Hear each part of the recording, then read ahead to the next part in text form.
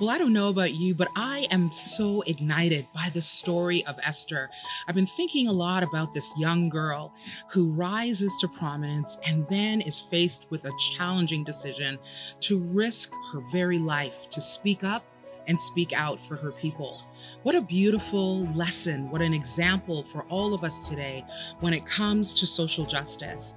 As believers, we are called to not just be people of values and ideas, but people of word and action, to love the marginalized, to help those who are broken and homeless, to speak up for those who are oppressed.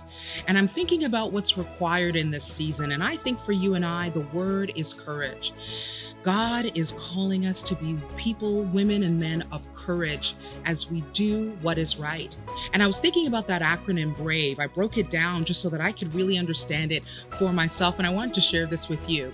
B, we need to be willing to speak up when we see injustice around us, what is wrong, what is not the Father's heart, and speak up and out bravely.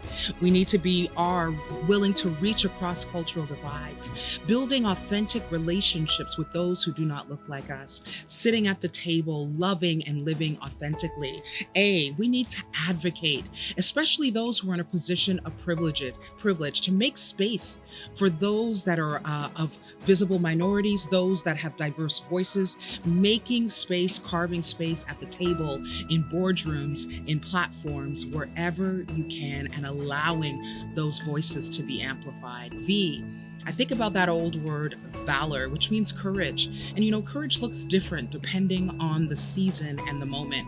For Esther, it was physical courage, willing to put her life on the line. For you and I today, it may be social courage, the willingness to be excluded, to be marginalized, put aside, to be unpopular with our opinions of truth and justice, the willingness to lose social standing to do what is right. There's also intellectual courage, the willingness to challenge wrong systems and wrong thinking, and to be involved in conversations that challenge those structures, because without challenge, there is no change. And then I think about moral courage. I think about the willingness to do the right thing at all costs, and the fact that we need to walk out, live out our gospel, as Cornel West said, justice is what love looks like in public. And then there's also emotional courage. And I feel like that's where a lot of us are right now. And it's the willingness to sit in discomfort, the willingness to straddle tension, the emotional courage required to have the uncomfortable conversations with family, friends, co-workers, and to speak up for what we know is truth. And then I think about E, educating ourselves. It really is a time, my friends, of reading, of leaning in, of listening, of learning, and perhaps in many cases of being silent and just taking in the information from those who have lived experience. My friend, I encourage you to be strong and courageous, knowing that God is with you. It is a time for us as believers to walk out our faith. And that looks in this season like social justice. It looks like Esther, like standing up for what is right and speaking for those who are oppressed. I encourage you as you do this walk yourself, and know that you are not alone. You have the heart of the Father.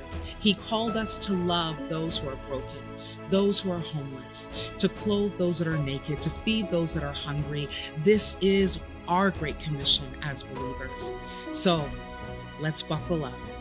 Let's put on courage, and let's walk out in bravery and do the good things that God has called us to do, and reflect the heart of our Father on the earth.